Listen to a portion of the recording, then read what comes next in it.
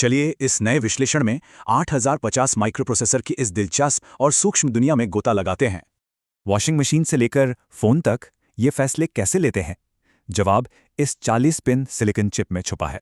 ये store programme concept पर चलता है, यानी मेमोरी में रखे निर्देशों को क्रमानुसार पढ़कर लागू करना। इस तरह सीपीयू एक बड़े सिस्टम के रूप में बाहरी मेमोरी और इनपुट उपकरणों से सीधे जुड़ा होता है। प्रोसेसर बाहरी दुनिया से जुड़ने के लिए 3 खास बसों वाले एक नर्वस सिस्टम का इस्तेमाल करता है। देखिए, एड्रेस बस सिर्फ लोकेशन बताती है, जबकि दोनों तरफ बहने वाली डेटा बस असली बाइनरी जानकारी ले जाती है। 16 बिट एड्रेस बस की वजह से यह प्रोसेसर ठीक 64 किलोबाइट मेमोरी को अलग अलग पहचान सकता है। अब इसके अंदर झांकें तो लॉजिक यूनिट्स और रजिस्टर से भरा एक बेहद जटिल शहर नजर आता है। इसमें सबसे अहम हिस्सा ALU है। यही सारी असली गणितीय और तार्किक कैलकुलेशंस होती हैं। सबसे दिलचस्प बात यह है कि ये रजिस्टर वर्कस्पेस सीधे अलग-अलग कंडीशन फ्लैग्स के साथ कैसे जुड़े होते हैं।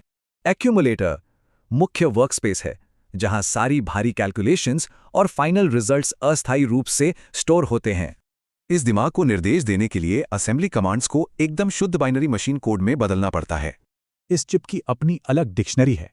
इसके निर्देश इन 5 मुख्य कामों के आधार पर बटे होते हैं।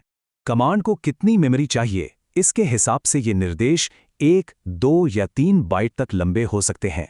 उदाहरण के लिए AD जैसी गणितीय कमांड हमेशा फाइनल रिजल्ट प्रोसेस करने के लिए एक्यूमुलेटर का ही इस्तेमाल करती हैं। प्रोसेसर का हर काम एक बाहरी क्रिस्टल से चलने वाली T-स्टेट नाम की धड़कन के साथ सिंक रहता है। सिर्फ 5 वोल्ट सप्लाई से चलने वाली ये मशीन अधिकतम 3 मेगाहर्ट्ज की फ्रीक्वेंसी पर धड़कती है। एक पूरा इंस्ट्रक्शन साइकिल इन्हीं मशीन साइकिल्स को मिलाकर काम फैच करता है और फिर उसे एग्जीक्यूट करता है।